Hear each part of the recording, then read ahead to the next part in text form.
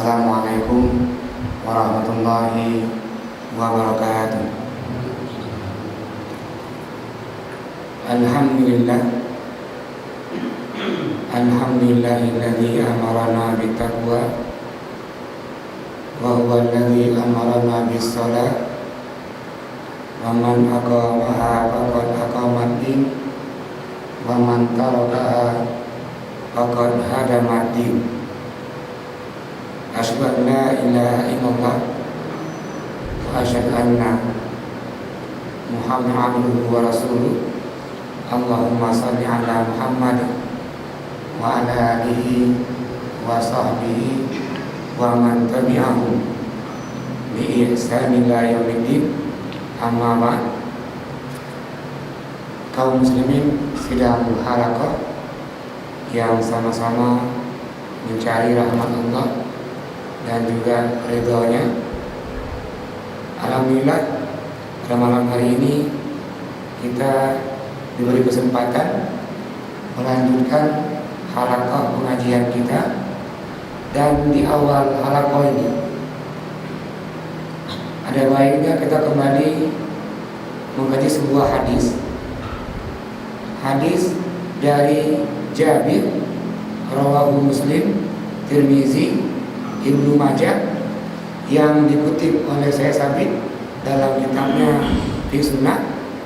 Itu bunyi matan hadis, kalau Rasulullah, baina rajuli wal kufri tarkus shalah, beda antara orang mukmin dan orang kafir itu dalam meninggalkan salat.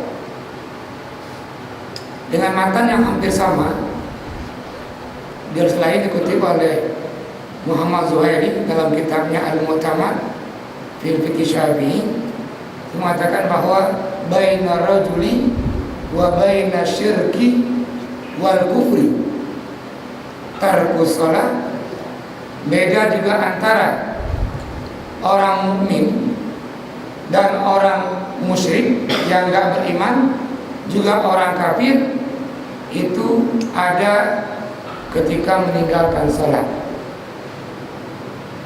Kaum muslimin rahimahullah, terlepas dari para ulama nanti menghukumi bagaimana orang-orang yang beriman, yang dia mengaku beriman, mengucapkan dua kalimat syahadat dan dia tidak salat, maka dua hadis ini menjawab bahwa orang yang beriman namun tidak salat, kata hadis ini, orang itu kafir.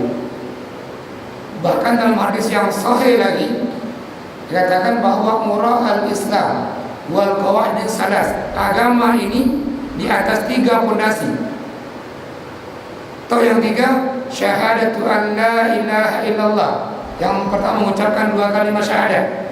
Yang kedua dia iqamatus shalah, mendirikan salat. Dan yang ketiga saumu Ramadan, berpuasa di bulan Ramadan. Sambungan hadis, wa man taraka wahidatan minhunna, barang siapa meninggalkan salah satu dari yang lainnya, maka hadis menghukumi wa huwa biha kafirun, maka orang itu kafir.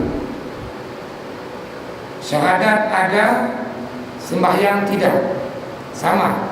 Syahadat ada, sembahyang ada, puasa enggak, atau puasa ana, syahadat sembahyang kan, itu pun juga sama. Maka kalau begitu, 3 hadis ini dan banyak juga hadis yang lain menyebarkan juga bahwa beda antara kita dengan orang-orang yang tidak beriman atau orang-orang kafir itu ada pada mendirikan sholat. Maka semua ulama sepakat, ini berittifaq, semua mazhab, semua ulama mengatakan bahwa perintah setelah 2 kalimat syahadat itu sholat. Maka banyak ungkapan mengatakan bahwa barang siapa mendirikan sholat, maka orang itu mendirikan agama. Barang siapa meninggalkan sholat, maka orang itu perusak agama. Dia beriman namun nggak sholat, maka orang itu merusak agama. Ini sebagai pengantar kajian kita malam hari ini, bahwa sembahyang itu memang perintah yang spesial, yang sangat Allah anjurkan dari perintah yang lainnya. Kenapa nanti? Maka orang-orang yang sholat akan bayar zakat, orang-orang yang sholat akan pergi haji, orang yang sholat akan puasa. Maka ini perintah yang awal melahirkan perintah selanjutnya. Kaum muslimin jemaah Arafah yang Tuhan hormati, malam ini kita belum masuk ini ke intinya sholat, namun ini perangkat sholat. Dalam kajian kitab Syurutu Sihati Sholat wa Mawani'iha, ini syarat sah sholat. Artinya sembahyang akan sempurna dia kalau lengkap sempurna syaratnya. Nanti secara syarat terbagi dua. Yang pertama, syarat kepada siapa ini? Allah wajibkan perintah sholat ini. Itu yang kedua, syarat sah kita ini sholat. Maknanya ketika orang sholat ini syarat nggak terpenuhi, maka batalat sholatu, batal sembahyangnya. Baiklah, syarat yang pertama, ketoknya Allah mewajib perintah sembahyang ini. Yang pertama adalah al-Islam. Artinya bahwa ketika orang mengaku dia muslim, maka perintah itu wajib dia lakukan. Dan ketika dia sholat, sah sholatnya, dan sholatnya penggugur dosa yang dia perbuat. Namun jikalau dia nggak beriman, walaupun dia sholat, batalat sholatu, nggak sah sholatnya. Kalau begitu, iman ini kunci. Kita ini beramal. Selain sholat, juga amal-amal lainnya. Setiap kebaikan yang kita lakukan dengan landas kita ini beriman, maka itu Allah terima. Man amila amalan wa huwa mu'min. Maka kita alhamdulillah, karena orang cidanya beriman, kita pun juga beriman. Dan dalam kesempatan ini mendalami ini ilmu agama ini, supaya apa tadi, ibadah kita ini murni karena Allah dan Rasulnya. Yang kedua, ini syarat juga Allah perintahkan kewajiban sholat ini adalah al-bulu. Apa al-bulu ini? Orang yang balik. Orang yang balik, kalau laki-laki dia tandai dengan dia bermimpi atau dia basah, yang perempuan juga akan dengan dia haid. Maka ketika dua orang ini sudah sampai di situ, yang perempuan sudah haid, yang laki-laki sudah bermimpi, sudah basah, maka orang itu sudah balik, maka perintah sholat ini sudah wajib atasnya. Namun hadis mengajarkan bahwa muru auladakum bis sholat wa huwa ibnu sab'in. Ajarkan anak-anak kamu ini sholat ketika dia berumur 7 tahun. Wadribuhunna alaiha wa huwa 10. Ketika anak sampai umur 10 tahun enggak sholat juga, ini sudah dipukul unsur edukasi, unsur pendidikan, supaya anak itu dia terbiasa dengan sholat. Yang ketiga, ini wal aql. Perintah sembahyang juga ini bagi orang yang berakal. Artinya bahwa sembahyang enggak wajib bagi orang yang gila atau bagi orang yang kurang sehat akalnya. Hadis riwayat Tirmizi, Ibnu Majah dan juga Muslim, rufi al-qalam an salas. Perintah itu dimaafkan bagi 3 kelompok. Yang pertama, as-sabiyyu hatta yablugha, anak kecil sampai dia balik. Terus al-aqil, ini yang kedua ini adalah al-majnunu hatta yufiqa. Ini orang yang gila sampai dia sadar, wan naim hatta yastayqiza, orang yang tidur sampai dia bangun. Maka 3 kondisi ini belum berlaku bagi dia perintah. Ketika orang tertidur dan pulas, enggak berlaku perintah. Bagi orang yang gila begitu juga. Maka ini perintah sembahyang wajib juga bagi orang yang berakal. Terus yang keempat adalah wa tahara, suci. Ini khusus terdapat pada orang perempuan. Artinya orang perempuan yang haid dan yang nifas. Kalaupun perempuan yang haid sembahyang juga batal, enggak sah sembahyang. Begitupun dengan yang nifas. Hadis dari Aisyah itu menjelaskan nahnu nahid, kami sedang haid. Aisyah, ya Rasulullah SAW, apakah kami juga sholat? Rasulullah tidak. Kembali Aisyah tanya, apakah wajib bagi kami untuk mengqadha sembahyang ketika kami ini haid dan nifas?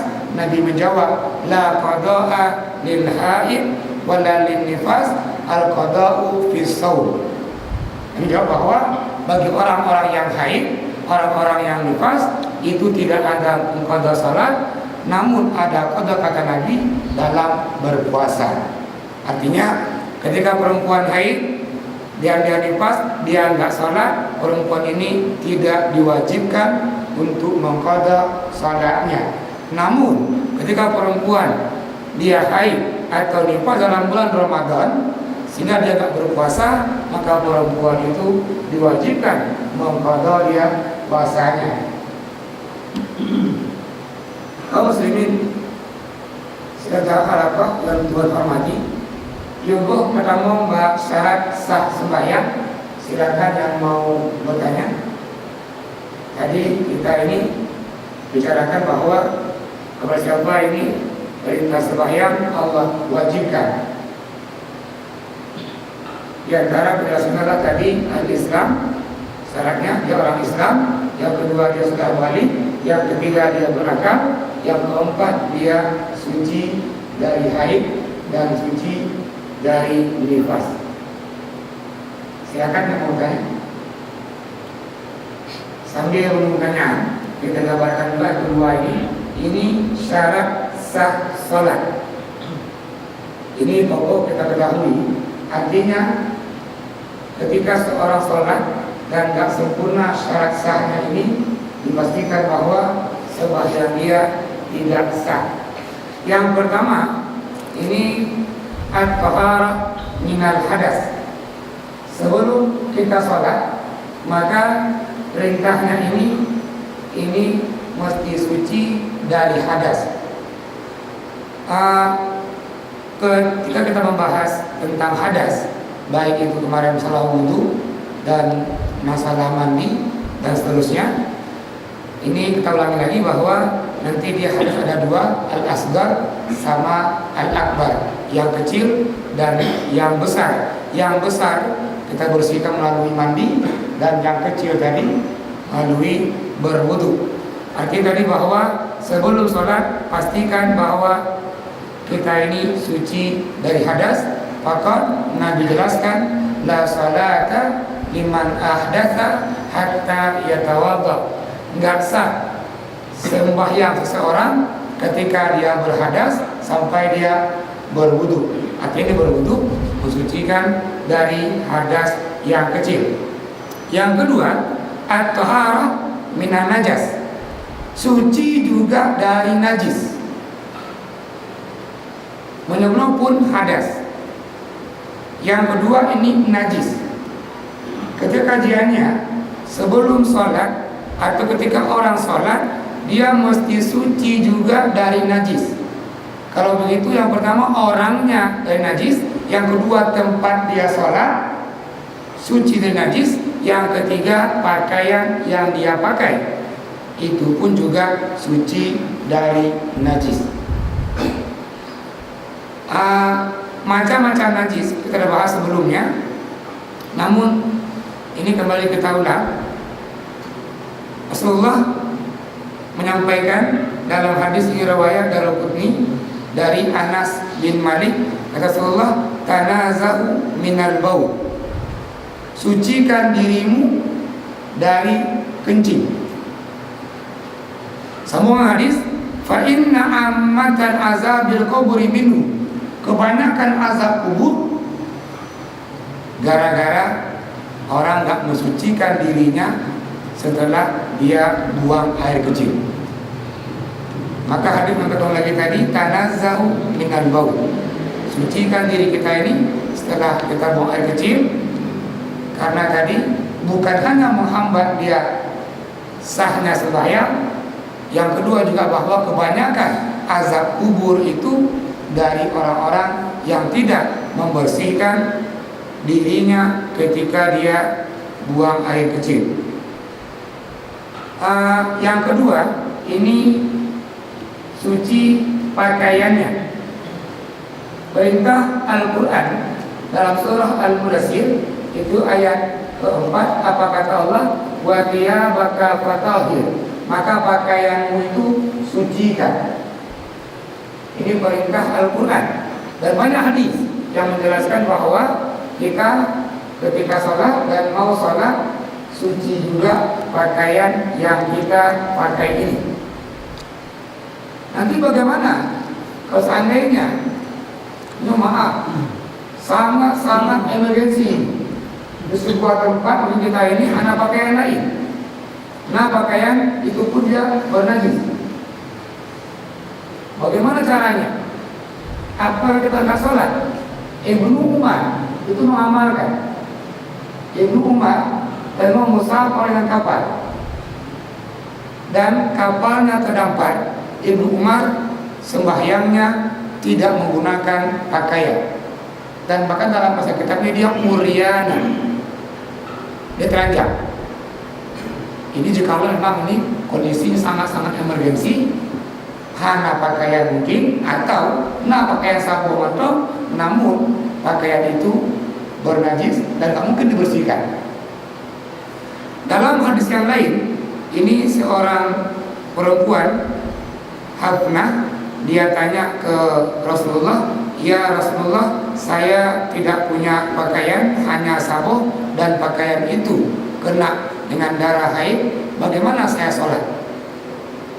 Nabi perintahkan kepada Hafnah tadi, bersihkan pakaiannya dan pakai pakaian itu untuk sholat. Maka pakaian ini menjadi hal yang pokok juga.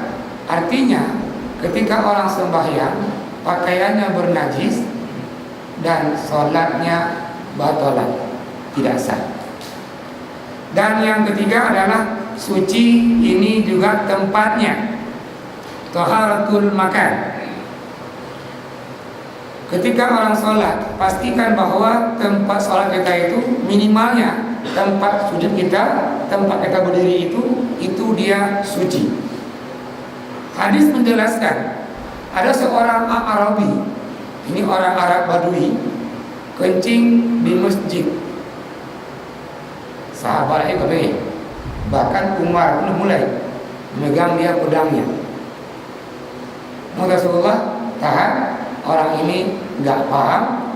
Nabi perintahkan tadi, masjid yang bekas dikencingi oleh Arabi tadi, subbu alaiha bima'in, sir dengan air, bersihkan itu, karena itu tempat sujud, tempat sholat. Kalau begitu pastikan bahwa tempat kita sholat itu dia suci. Maka kajian taharah minan najas, suci dari najis, tiga dia. Yang pertama orangnya, yang kedua pakaiannya, dan yang ketiga itu tempatnya. Silakan Bapak yang mau bertanya. Ya silakan.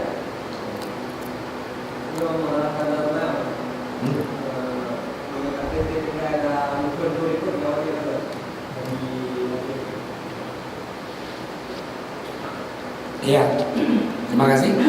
Yang lain, ada yang mau bertanya? Ini pertanyaannya qada sembahyang. Juga berkenan. Harus tak pahami dulu sedikit bahwa ketika orang sholat dan dia berniat, dia katakan bahwa adaan. Kalau dia makna adaan itu melakukan ibadah pada waktunya, disebut dengan adaan. Usolli salat al-isya arba'a raka'atin mustaqbil qiblati ma'muman adaan lillahi ta'ala.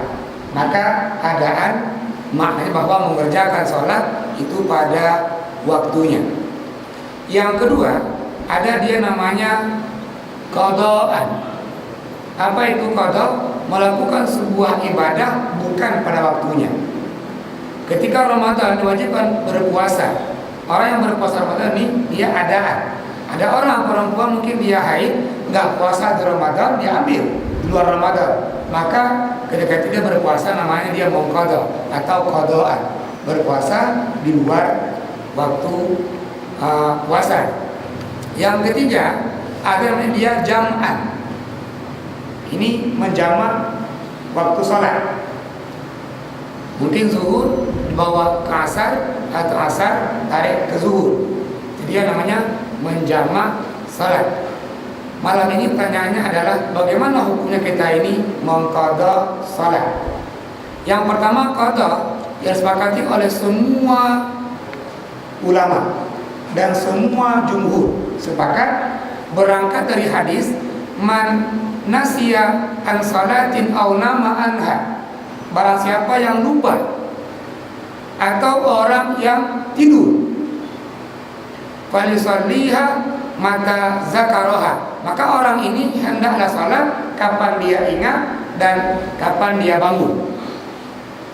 Misal orang salat, orang tidur ke jam 10 pagi, habis ngobat tidur dia, bangun nanti jam 5 sore. Maknanya waktu zuhur lewat dan dia bangun pas waktu asar. Maka orang ini mau qada sembahyang yang tadi ditinggalkan. Bagaimana cara mengqadanya?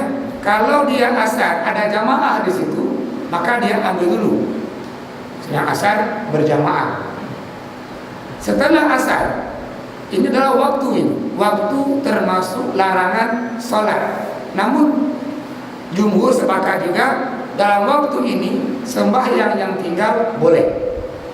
Maka orang ini setelah asar dia ambil zuhur. Oh, namun jamaah sudah lewat juga, dia sendiri dia boleh ambil zuhur dulu dan berhitung asar. Ini bagi yang tertidur atau dia lupa. Maka ini bentuk qada sembahyang yang disepakati oleh semua ulama dan semua mazhab. Namun ada dia qada sembahyang yang menjadi perbedaan pendapat di kalangan para ulama. Ketika orang misalnya hari ini berumur 30 tahun, sejak umur 15 tahun dia tidak pernah sholat, artinya bahwa orang ini hanya sembahyang ke 15 tahun. Bagaimana hukumnya? Apakah orang ini juga mengqada setelah subuh lagi, setelah zuhur lagi selama 15 tahun? Kalau kita lihat pendapat dalam kitab Wahbah Zuhaili 4 mazhab, itu katanya fa'alaihi qada, dia mesti mengqada. Namun dalil digunakan adalah fadainun 'alallahi aula ma yuqda, utang kepada Allah itu awal untuk dibayar. Terus dalam kitab Asy-Syafi'iyah, baik Al-Mu'tamad Asy-Syafi'i maupun juga Al-Iqna' li Abi Syuja', termasuk juga I'anah dan juga Fathul Mu'in, itu berpendapat juga diqada. Namun yang digunakan adalah Rasulullah pernah meninggalkan 4 sholat ketika perang Khandaq. Perang Khandaq itu Rasulullah dengan sahabat meninggalkan sholat zuhur, sholat asar, sholat maghrib dan sholat isya. Nabi mengganti 4 tadi ini di malamnya dengan tertib berurut. Zuhur dulu, asar, terus maghrib, terus isya. Itu digunakan oleh Al-Mazhab Asy-Syafi'i dalam kitab Asy-Syafi'iyah. Namun kalau kita mau jujur, yang pertama tadi pendapat bahwa mesti mengqadha utang kepada Allah mesti dibayar. Ini hadis. Namun sebab urutnya ini yang pertama ada seorang anak perempuan, Rasulullah, ya Rasulullah, mama saya mau haji. Namun mama saya ini meninggal duluan sebelum haji. Apakah saya berhaji untuk mama saya? Kata Rasulullah, utang kepada Allah itu awal untuk dibayar. Ini timbul hadis ini ketika seorang anak nanya tentang haji mamanya. Terus seorang anak yang lagi, ya Rasulullah, mama saya meninggalkan puasa itu 4 hari. Apakah saya berpuasa untuk mama saya yang meninggal? Nabi menjawab, dainun 'alallah aula ma yubda. Utang pada Allah ini awal untuk dibayar. Maka dua kondisi ini tadi haji, yang kedua puasa. Ini asbabul wurud hadis yang digunakan oleh para imam tadi atau para ulama dalam mendapat Wahbah Zuhaili. Yang kedua juga tadi Rasulullah dengan sahabat menjamak atau menjamak mengqadha sembahyang zuhur, asar, maghrib dan isya ini dalam perang Khandaq. Artinya bahwa para kaum muslimin ketika itu dalam peperangan, jadi pertaruhannya adalah nyawa dalam perang. Rasul sibuk dengan kaum musyrikin Quraisy sampai meninggalkan 4 waktu tadi. Ini digunakan oleh kalangan Syafi'iyah dalam kitab Syafi'i. Kalau kita mau jujur, dalam kitab Fiqh Sunnah itu saya sadar mungkin ini mengambil pendapat dari Ibnu Taimiyah. Kata Ibnu Taimiyah ambil dalil dari Al-Quran, surah Maryam ayat 60. Di ayat 59 itu kata Allah, fa khalaqa min ba'dihim khalqun adaa'u shalah wa taba'u syahwat fa sawfa yalqauna ghayya. Ini orang-orang dari salat sampai meninggalkan salat, maka Allah tempatkan dalam neraka ghayya. Sambungan ayat, illa man taba wa amana wa amila shalihan, kecuali orang-orang yang bertaubat dan beriman dan beramal soleh. Maka pendapat Ibnu Taimiyah, orang-orang yang hanya dia lalai saja, fawailul lil musallin, itu Allah berikan hukuman. Maka orang-orang yang meninggalkan sholat ini, kata Ibnu Taimiyah, dia mesti bertobat. Dia bertobat dan dia berdoa Allah bahwa dia tidak lagi meninggalkan sholat. Terus kata Ibnu Taimiyah yang dikutip oleh Syekh Sabiq dalam Sunnah itu, wa kullu syari'atin, setiap syariat lam ya'malha rasulu wa sadaqul ummah, yang tidak pernah dikerjakan oleh Rasulullah dan juga para sahabat, fa innaha syari'atun batilah, itulah syariat yang batil. Dan selain tadi perang Khandaq, kita menemukan riwayat Rasulullah mengqadha salat zuhur dengan zuhur lainnya, atau para sahabat begitu juga. Kita menemukan mereka ini mengqadha dan mengqadha. Maka ini pendapat para ulama tentang sembahyang yang tinggal dia dalam jangka begitu lama. Namun tadi yang lupa dan dia tertidur, ini sepakat bahwa dia hendaklah sholat ketika dia ingat atau ketika dia bangun. Terima kasih. Yang lain silakan yang mau bertanya. Semula karena Ustaz, wujud dengan doa yang muziki, ada itu dengan salah. Ibu mau berjelas apa jin, apa tidak. Bono kalau berkata bahwa ini pendapat yang tak sama di kalangan ulama. Namun kalau kita mau jujur lagi ini, yang pertama yang lalai saja. Kalau maknanya dia agak musal dalam surah Maryam ayat 59, orang-orang yang melalaikan sholat sembahyang, namun mengulur waktu. Terus juga fawailul lil musallin, ini pun juga Al-Quran dan tafsir tengok juga bahwa celakanya bagi orang-orang yang salat alladzina hum fi salatihim sahun. Lagi-lagi dikatakan bahwa orang-orang yang lalai jin. Terus bagaimana orang yang tadi meninggalkan sekian tahun dia enggak salat, maka lebih tepat kita ambil pendapat Ibnu Taimiyah sekaligus juga dikutip oleh Syekh Sa'di Al-Sunnah. Apa kata beliau? Orang ini bertobat. Kenapa? Kalau kita mau mengqadha, qadha itu dia mesti akurat bilangannya. Ketika orang nggak puasa 4 hari, maka dia ganti 4 hari. Karena puasa seminggu, berarti juga diganti seminggu. Ketika orang ini nggak sembahyang 15 hari, dia berdengkur. Gimana itu bilang-bilangannya?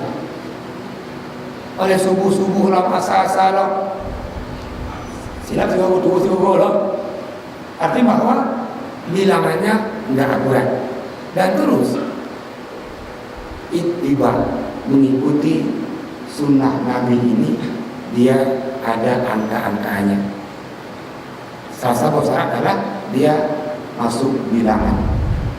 Yang kedua, kalau kita mau jujur lagi bahwa inna sholata kitaban mawquta, sembahyangnya dia punya waktu-waktunya. Subuh punya waktu, zuhur punya waktu. Maka dari pendapat para ulama tadi mungkin lebih tepat kita ambil ini pendapat Ibnu Taimiyah yang dikutip oleh Syekh Sabit dalam kitabnya Fiqh Sunnah, itu yang tarikus shalah, yang tinggal sembahyang itu hendaknya dia tawab, dia bertobat, wa amana, perkuatkan imannya, terus wa amila shalihan, perbanyak amal solehnya. Setelah sembahyang yang wajib, perbanyak sembahyang yang sunnah. Karena mengganti tadi yang 3 tadi, angkanya itu nggak akurat. Berapa kali? Jadi kalau mau lebih sahih, benar ke ibu. Lagi terima kasih ke ibu. Benar. Semua pemuda orang yang membacanya dalam YouTube sangat tegas sekali mengatakan bahwa ada Allah. Itu juga seorang ulama Indonesia dikenal dia. Ya. Mengatakan ini apa? Kalau ada berarti apa terjadi di dalam kaum muslimin? Ya. Kalau mau kita sedikit lagi bahwa yang dikatakan oleh Ustadz Abdul Somad ketika dalam konteks qadha sembahyang, kata beliau, kalau sembahyang itu ada 4 mazhab, betul.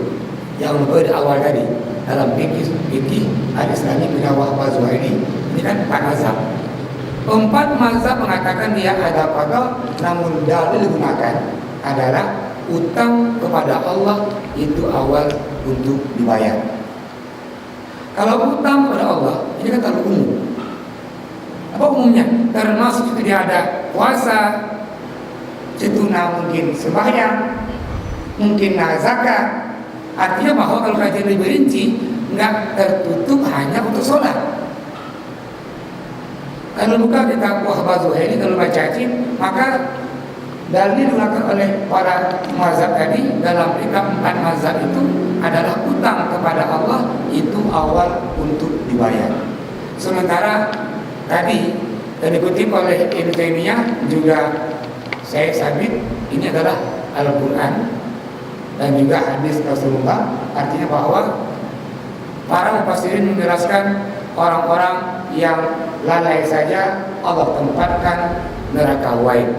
Orang-orang yang lalai saja dan mungkin karena lalai akibatnya ini meninggalkan sholat, Allah tempatkan dalam goya. Apa itu goya? Kalau kita ikut bahwa itu lembah jahanam atau mon yang luka dalam di, dan maka untuk menempuh itu kata Ibnu Katsir perlu waktu 50 tahun. Nah, monnya penuh dengan nanah dan dengan darah, maka lebih tepat bilang seperti bahwa yang tadi wa khalaqa min ba'dihim khalqun adaa'u shalah ini adaa'u shalah, maka ambil Maryam ayat ke-60 kata Allah illa man taba. Allah menjawab, Allah akan tempatkan lagi dia dalam goyahnya kecuali orang-orang yang bertobat. Maka taubatnya tadi diikuti dengan keimanan terus bertambah, taubatnya tadi diikuti dengan memperbanyak amal soleh. Kita mohon Allah semoga yang tinggal-tinggal sembahyang ini mendapat petunjuk dan dia bertobat dan terus berbanyak amal solehnya, tak meninggalkan lagi sholatnya. Mungkin dari Nabi Ibu, terima kasih banyak. Silakan yang lain yang mau bertanya. Ya, sambil menunggu pertanyaan. Yang ketiga, ini syarat sah tadi. Yang pertama tadi bersih dari hadas, yang kedua suci dari najis, yang ketiga adalah dukhulul waqt, masuknya waktu sholat. Maka tengok, setiap perintah agama ini, baik yang sunnah sekalipun, dia punya waktunya. Ini salat juga punya waktunya. Subuh punya waktu, zuhur seterusnya punya waktu ini. Kalau begitu, yang salat sebelum waktunya, maka salatnya itu tidak sah. Misal, zuhur ini jam 12 lewat 50 menit misalnya. Nopo 12 lewat 50. Kita sembahyang, maka sembahyangnya tidak sah. Maka kunci juga nanti muazin, siapapun yang azan, dia pastikan bahwa waktu itu masuk. Azan disyariatkan dia untuk nandai bahwa masuknya waktu sholat. Nyom mandong po 12 lewat 50 kalibang. Nah, kalau berpikir bahwa zuhur sudah masuk, kata belum, maka muazin ini menjadi pendosa. Orang lain karena dia sembahyang sebelum waktunya. Maka siapapun yang jadi muazin nanti, dia mesti memastikan bahwa waktunya itu masuk. Nabi punya 2 orang muazin. Yang pertama dia namanya Bilal bin Rabah, yang kedua namanya dia ini Umi Maktum. Walaupun kajian fikih itu mensyaratkan seorang muazin mesti dia dapat pilihan. Tujuannya adalah yang dapat melihat dia tahu waktu. Namun ini muazin kedua tadi Abdullah bin Maktum, dia bisa melihat. Dia buta. Kalau subuh azan pertama fajar kazib, itu yang azan adalah Bilal bin Rabah. Masuk dia fajar shadiq atau masuk subuh ini, itu yang azan adalah Abdullah bin Maktum. Namun beliau ini azan atas pemberitahuan sahabat-sahabat lain. Abdullah, aduh adek, azan tak? Abdullah bin Maktum. Namun di antara manfaatnya ini, orang-orang yang azan ini kata hadis, atwaluhum aknaqan yaumal qiyamah, orang yang paling panjang lehernya pada hari kiamat. Apa tujuannya ini? Jadi kalau orang panjang lehernya, tinggi dia. Ketika tinggi ini, Allah mudah mengenalinya. Inilah orang-orang muazzin pada mudik barokah. Maka ada hadis menjelaskan bahwa orang yang terus azan ini selama 7 tahun berturut-turut ini Allah ampuni dosa-dosanya. Maka ini terjadi antara orang muazzin. Maka tadi ketika orang salat, dia pastikan masuk waktunya. Yang keempat, satrul aurat. Ini menutup aurat. Apa itu aurat? Secara bahasa itu an-naqsu. Aurat maknanya dia kekurangan. Atau secara bahasa dia al-aurat, artinya dia al-aib, aib. Kalau itu aurat adalah kekurangan kita, aurat adalah itu dari bahasa kita aib kita, aib kita. Secara definisi, apa itu aurat kullu ma yajibu satruhu au yahrumu nazru ilaihi. Setiap sesuatu yajibu satruhu, yang wajib untuk ditutup. Yang kedua, wa yahrumu nazru ilaihi, sesuatu yang diharamkan kita ini untuk menengoknya. Itu dia makna dari aurat.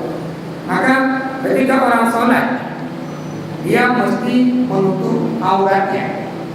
Kalau tanya dia batasannya, laki-laki, kalau kita dia baina surah wa rubah, dari pusat ini sampai dia lutut. Namun kalau kita lihat hikmah kenapa kita ini sholat mesti menutup aurat. Annal musalli diri at-tamsil baina rabbil alamin. Kita tampilkan diri kita ini yang sangat-sangat sempurna. Artinya dengan pakaian yang bersih, yang suci, yang indah. Kalau hari ini kalau Pak Presiden, Allah itu lebih tinggi dari Presiden. Kalau itu dia bupati, Allah lebih tinggi dari bupati. Tidak mana at-tamsil akmal, tampil sempurna di hadapan raja diraja, atau itu Allah Subhanahu wa Ta'ala. Kalau kita lihat malakul muluk, Allah itu malakul muluk. Nah raja, nah raja diraja itu Allah. Kalau misalnya ini presiden misalnya, nah pemimpin presiden ya Allah. Nah, kalau hari ini jumpa kita dengan Pak Camat atau Pak Kecik misalnya, kita rapi-rapi, kenapa? Jumpa Allah kita rapi. Nah, ketika orang menutup aurat ini, maka tamsilnya adalah hikmahnya ini kita berhadapan dengan raja diraja. Artinya orang yang paling tinggi zatnya dan yang paling sempurna. Ini hikmah tadi. Kalau perempuan, dia batasan auratnya semua anggota tubuhnya itu kecuali antara wajah dan tangannya, illa al-wajhu dan al-kafaini. Bahkan Nabi menjelaskan anak Nabi ya, nah ini Rasulullah melarang perempuan kalau sholat dia menutup wajahnya. Namun ketika orang menggunakan cadar mungkin atau menutup wajahnya, itu khaufan minal fitnah, jauh dari fitnah, tidak anjurkan. Namun ketika sholat itu perempuan dilarang Rasulullah menutup wajahnya an-niqab atau menutup juga tangannya. Maka ketika orang umroh dan dia tawaf, orang yang umroh dan tawaf nggak boleh dia menutup tangannya, nggak boleh dia menutup wajahnya. Ini bagi perempuan. Kalau begitu, lebih baik boleh sembahyang dia menutup wajahnya atau membuka wajahnya, lebih baik membuka wajahnya. Kecuali di ujung tadi pendapat bahwa khaufan minal fitnah. Ini orang untuk sembahyang masjid mungkin dan dikatakan bukan fitnah ini dengan lemah wajah drobono, imam bacaannya gak panjang, imam bacaan semakin kok, imam bacaannya dengan nyanyi mungkin yang gak lebih dari yang biasanya, ini kan fitnah. Maka dibolehkan dia menutup wajahnya. Namun dalam sehari-hari kita ini perempuan tadi kalau takut dengan fitnah, dia boleh menggunakan an-niqab atau cadar. Namun kalau khawatir fitnah, dia boleh membuka wajahnya dan telapak tangannya. Ini perintah tadi satu aurat. Lantas bagaimana kita berpakaian selain sholat? Pakaian perempuan di luar sholat sama dengan dia dalam sholat. Artinya bahwa perempuan juga menutup aurat. Dan itu juga menutup aurat. Ini sampai di sini. Silakan yang mau bertanya. Silakan Pak.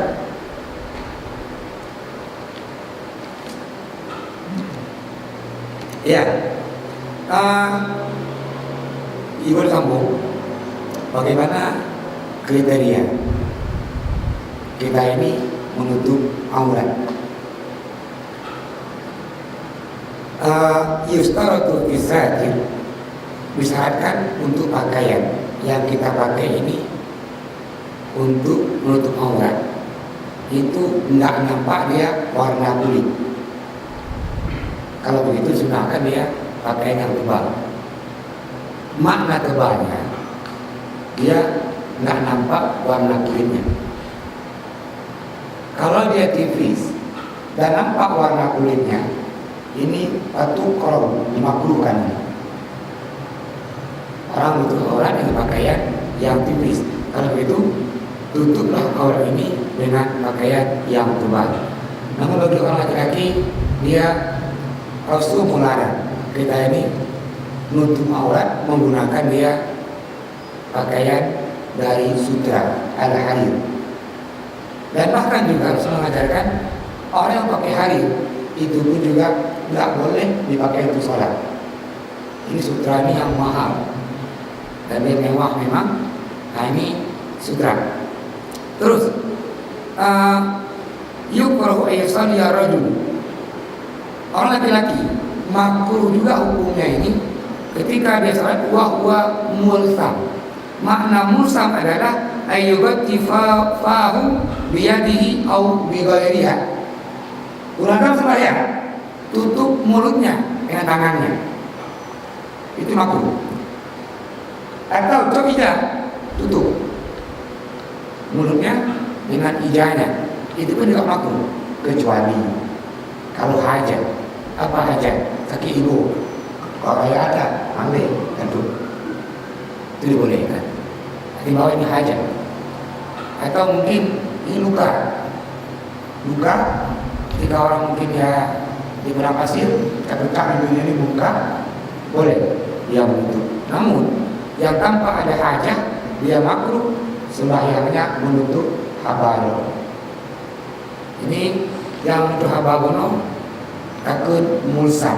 Bahkan Nabi dari Abu Hurairah menjelaskan bahwa an-nabiyya naha ayyuwaqi ar-rajulu fahu fi shalah.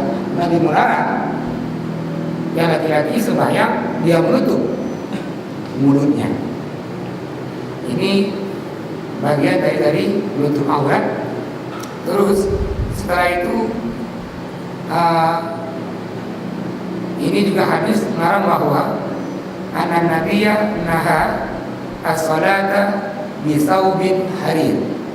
Nabi melarang juga itu sembahyang menggunakan pakaian sutra tadi.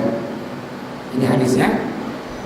Yang terakhir ini istiqbalul kiblat. Nah, pada sembahyang syaratnya juga kita ini menghadap ke kiblat. Bahkan ada kiblat, ayat menjelaskan Al-Baqarah 144, kata Allah, "Fawalli wajhaka syatral masjidil haram wa haitsu ma kuntum fawallu wujuhakum syatra." Yang mau sembahyang maka mestilah menghadap dia kiblat atau menghadap kiblat. Jadi begini. Nanti juga para ulama tidak sependapat memaknai makna kiblat. Yang pertama, memahami kiblat dia bermakna jihad atau dia arah kiblat. Yang kedua, memaknai dia syatra tadi, awali wajhaka syatra itu, makna syatra itu adalah nisbun, artinya setengah Ka'bah. Ka'bah dia kan bentuk kubus, berarti kalau dia dipahami setengah Ka'bah, ini setengahnya, disikat. Berarti ini nisbul Ka'bah. Makna syatrun juga dia adalah ainul Ka'bah. Makna ainul Ka'bah itu kemana aja? Ainul Ka'bah. Terus yang memahami tadi jihad itu arah. Bagi orang-orang yang dekat dengan Masjidil Haram, nampak dia Ka'bahnya, itu betul dipahami dia ainul Ka'bah, nampak ada Ka'bah. Nah kita hari ini yang jauh dari Masjidil Haram ini, cuma ada ukurnya jauh, 8 jam naik pesawat, itu jarak jauhnya ini. Bagaimana? Maka dipahami ini kiblat adalah jihad.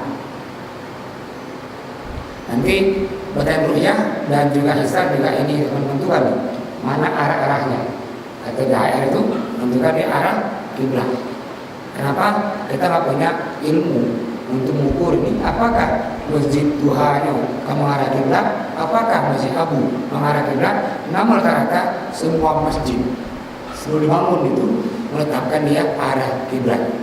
Menurut info yang dibaca, yang masjid Tuhanya yang paling depan arah kiblatnya.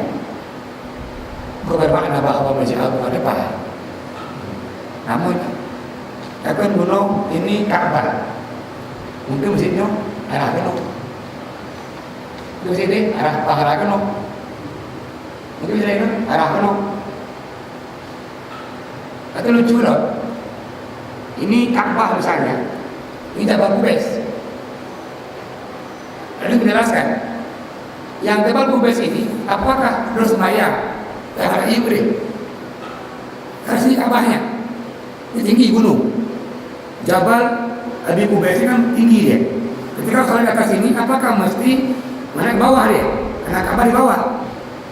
Jadi ini paham dengan tadi jihad arah ini tadi Ka'bah tadi misalnya, maka sampai di tingginya nih 1 muntaha. Bumi itu kan bulat. Begini. Mungkin saja di sini Ka'bah. Kita di bawah ini. Pas memang Indonesia kan kena arahan. Di atas Ka'bah. Nah itu sudah mengarah ke Ka'bah dia. Karena dari Ka'bah sampai dia ke atasnya langit itu dia sudah arah kiblat atau arah Ka'bah. Maka kita pahami hari ini bahwa yang makna syatrul masjid ini bukan ainul Ka'bah, bukan nisful Ka'bah, kita pahami dia al-jihad atau arah Ka'bah. Maka yang disalat dia mesti menghadap ke arah kiblat.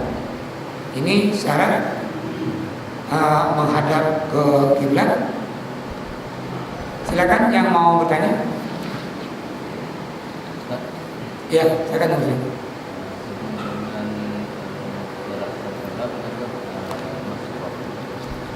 Jadi ini semua berkaitan dengan orang yang sholat, orang yang tertidur. Jadi apabila anda tahu dia belum ketika masuk waktu sholat sudah terbangun, ya sholat subuh ketika suara azan sudah terbangun. Mungkin karena sesuatu keuzuran atau kesengajaan beda.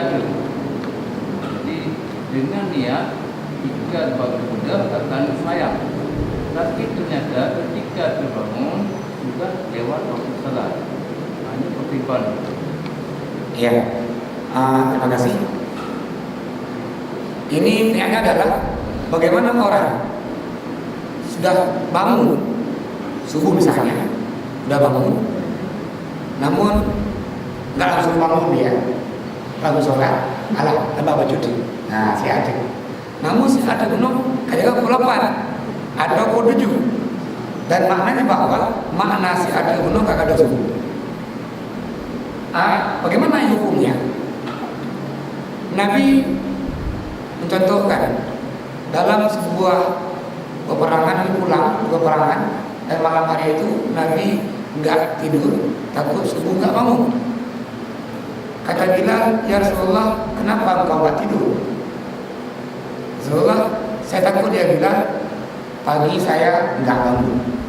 Kata Bilal, Rasulullah, nggak apa-apa, saya aja, saya jaga, nanti pagi saya bangunkan. Kata Bilal.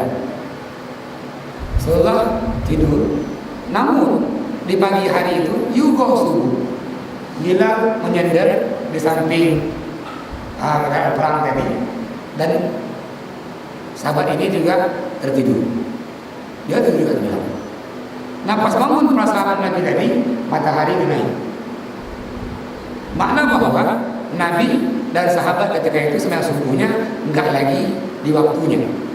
Sahabat mulai ribut ini, kibar subuh sahabat, dan Rasulullah ya semua berwudu bila azan. Tapi bila azan, setelah azan bila Nabi katakan lagi para sahabat semua ambil sunnah fajar. Sama lagi itu, dia bertanya pada hari berapa baik. Terus setelah itu Nabi menjadi imam dan sahabat makmum di belakang Nabi. Setelah sembahyang, sahabat kembali ribut. Yang keji masalah adalah apakah sah paham. Nabi menghadap para sahabat, dikatakan bahwa ya para sahabat, saya ini Nabi awal Adam. Maka manama an salatin, yang tertidur. Oh ini hadisnya, laisa bin naumi tafrid. Bukanlah dalam tidur itu melalaikan. Dalam dengarnya bukan bermakna dia melalaikan perintah. Namun kasus yang penuh bang muslim, nyoka jaga. Namun anak berbeda, maka itu termasuk dia tafrid, melalaikan. Kalau begitu nggak termasuk ini orang yang dia tertidur, namun dia termasuk ini kaumun tafrid yang melalaikan sembahyang tadi sampai dua kuno karena subuh itu tinggal subuh, namun orang ini tetap jaga itu yang sampai akhir atau dia mengkotor sembahyang dia yang bukan pada waktunya. Namun yang tepat adalah ketika dia bangun dan tahu subuh sudah, kebodohan itu sembahyang itu lagi bangun ini. Jadi mungkin lagi yang Mas Asri. Terima kasih banyak. Ada ayat yang kontradiksi dalam Al-Quran. Fawalli wajhaka syatral masjidil haram. Ada satu ayat ini, fa'ai nama walu fasamma wajhullah. Yang mana terbuka dua ayat. Ya. Apakah ini ayat bertentangan? Yang pertama, fawalli wajhaka syatral masjidil haram. Yang kedua, aina tuwallu. Aina tuwallu wujuhakum sama wajhullah. Ya. Terima kasih yang mengingatkan. Ada sholat yang kita ini boleh enggak menghadap kiblat. Perintah ayatnya. Kapan ini? Fi syiddatil khawf. Sangat takut dalam perang misalnya. Kita ada kadang musuh ini. Kita enggak bisa punya musuh ini. Kita ada sembahyang di kiblat. Kita ada kadang ini. Maka musuh akan bergerak belakang. Maka dia boleh ketika itu tidak menghadap kiblat. Dan ini ayat bukan berlawanan, namun menjelaskan kondisi tadi. Yang kedua juga, di samping tadi sembahyang wajib kita ini yang boleh enggak menghadap kiblat ketika tadi syiddatul khauf, takut yang amat sangat, atau tadi dalam konteks peperangan tadi. Yang kedua, sembahyang sunat. Nyo aja memodobus. Nah, kita ambil sembahyang sunat. Ini kan mobilnya macam kemana-mana ya, kanan kiri lagi, dia modalnya. Dan kita sembahyang atas mobil. Artinya juga bahwa sembahyangnya kan atas arah. Punya yang penuh gede. Kalau lalu nelo betul, kalau betul nelo, kali lo ni, kami kulo gede. Nah ini boleh, kenapa boleh? Nabi pernah mencontohkan Nabi sembahyang di atas unta dan arahnya tidak arah kiblat. Maka tadi yang pertama, apakah tadi ini ayat ini bertentangan? Tidak. Namun ini ayat menjelaskan kondisi yang berbeda.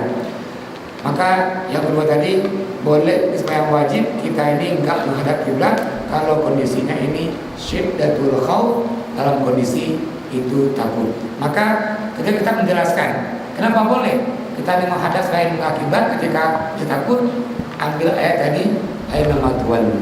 Terima kasih Tuku. Yang lain silakan mau tanya apa? Silakan sudah. Jadi orang masjid kan biasanya di daerah sholat isya adalah sembilan. Ya. seorang sahabat Rasulullah, "Ya Rasulullah, ayu a'malil afdal?" Apa amal yang paling god, yang paling mulia? Nabi menjawab, "As-salatu ala waqtiha." Sembahyang di awal waktu. Ibu berarti sembahyang di awal waktu. Terus sembahyang Isya, kalau ada jemaah, itu disunahkan dia malam memang. Mau berjemaah, ini misalnya pengajian nih, pengajian dari maghrib menuju pengajian sampai Noha, berbeda kalau sunnah dia berjamaah di sulusul lail dan bahkan di sepuluh lail. Ini hadis dari Ibnu Umar menjelaskan bahwa anan nabiyya ma'a sahabat yusalluna fi nisfal lail. Nah maka kata Ibnu Umar, Isya punya berjamaah paling god memang di tengah malam. Namun hadis ini bukan menjelaskan bahwa batasan Isya itu sampai tengah malam, tidak. Ini hadis menjelaskan sembahyang Isya menunggu berjamaah lebih baik di akhir. Namun batasan Isya tetap dia min maghibi syamsi, min maghibi syafaqil ahmar, hilangnya syafaqul ahmar lain itu habis maghrib itu masuk Isya, dan waktu Isya sampai dia tulu'ul fajr shadiq, sampai dia terbit fajar shadiq di waktu subuh. Jadi begini, jika kita ini di hutan atau mungkin tempat kita nggak bawa jam juga, bawa kompas juga ini kan tahu waktu kita kapan subuh, kapan asar, kapan zuhur, itu Allah memberikan tanda-tanda alam. Dan Nabi juga menjelaskan, kalau beliau punya perkiraan, tengoklah matahari, tengoklah bulan. Maka subuh itu, waktu subuh, yang pertama terbit ini fajar kazib. Ini fajar kazib yang biasanya yang azan ini Bilal. Kalau puasa masih boleh kita makan dan minum. Namun menyokat terbit fajar shadiq, dia cahaya dok melintang dia, langit itu bagian timur itu melintang dia, itu tanda bahwa masuk waktu subuh. Kapan ini waktunya? Terbitnya fajar shadiq sampai munculnya tolak al-fajr atau tolak asyams, matahari. Ini waktu subuh. Terus waktu zuhur, zawal syamsi. Setelah matahari ini tegak lurus begitu, dia mulai singet kecil. Yang kita pegang zawal syamsi, miring dia. Ini mulai waktu zuhur. Sampai kapan? Waktu zuhur itu dia sampai bayang-bayang kita ini di Misri laginya. Terus habis itu tadi ada bayang-bayang ukuran roh, masuk dia waktu asyar. Sampai kapan asar ini? Sampai tagibus syams, tenggelamnya matahari, munculnya syafaqul ahmar. Itu di langit merah dia. Itu maghrib. Nah ini mulai maghrib, kapan habisnya? Sampai hilangnya syafaqul ahmar. Kalau yang merah langit penuh, berarti itu hilang dia waktu sholat maghrib kali. Kita mau isya. Maka walaupun sebagian ulama katakan bahwa waktu isya ini berakhir di tengah malam, nah yang pegang nanti juga isya berakhir di sulusul lail, pertiga malam. Namun yang tepat waktu isya itu sudah berakhir terbitnya fajar shadiq atau masuknya subuh. Ini antara isya tadi dengan subuh. Mungkin lagi nanti.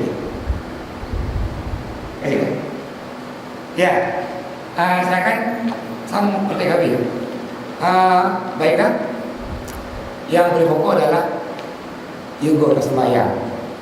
Yang syarat sah tadi kita perhatikan bahwa suci dari hadas, suci dari najis tadi, terus tempatnya, pakaiannya, juga pastikan juga bahwa kita menutup aurat. Kalau ada pakaiannya robek, Atau misalnya mungkin karena yang perokok ini ada mungkin kena abu rokok atau rokok celananya dan kade mungkin kulit lo. Yang lebih baik memang tinggalkan celana itu pakai yang lain itu sholat. Supaya apa ini tutup auratnya. Terus menghadap kiblat tadi ada kiblatnya, maka ini kita pastikan sebelum kita sholat. Semoga sedang kita ini Allah terima dan sempurna. Mari tutup dengan kafarah majelis. Subhanallah. Astagfirullah wa atubu ilaih. Mohon maaf. Assalamualaikum warahmatullahi wabarakatuh.